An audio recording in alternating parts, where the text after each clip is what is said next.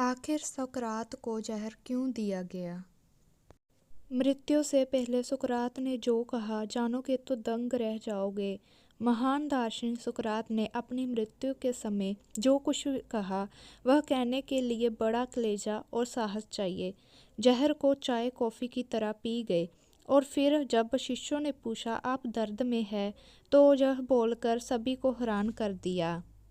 प्राचीन काल में यूनान में एक महान दार्शनिक हुए सुकरात देवताओं पर विश्वास नहीं करते। युवाओं को भड़काने जैसे आरोपों में उन्हें मौत की सज़ा सुनाई गई थी।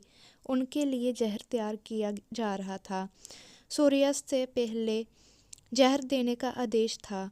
दोपहर ढल चुकी थी और शाम होने की थी।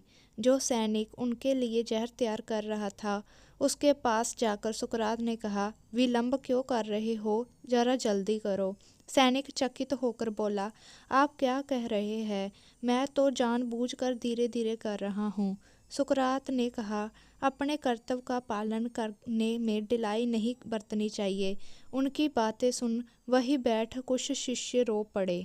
एक ने कहा, आप हम लोगों के साथ ऐसा क्यों कर रहे हैं?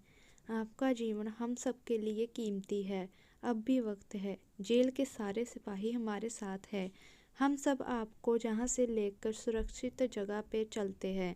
सुकरात ने पहले रोते हुए शिष्यों को झिड़का, फिर अन्य शिष्यों से बोले, तुम लोग इस मिट्टी की देह को लेकर क्यों परेशान हो? मेरे विचार तो हमेशा तुम्हारे साथ रहेंगे। इस देह के लिए मैं चोरों की तरह भाग जाऊं और छिप कर रहूं। मैंने इस जीवन का बहुत आनंद लिया। अब मैं मृत्यु का आनंद लेना चाहता हूँ।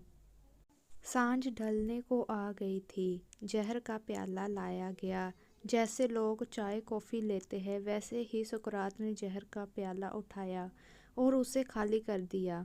जहर पीकर वह लेट गए। शिष्यों ने पूछा, प्रभु, बहुत पीड़ा हो रही होगी।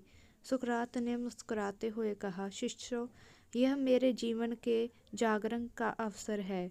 अब मैं हृदय, मन, विचार और शरीर से अलग हो गया हूँ। अपने जीवन से ही नहीं, मौत से भी सुकरात मनुष्य को अमर संदेश देते गए।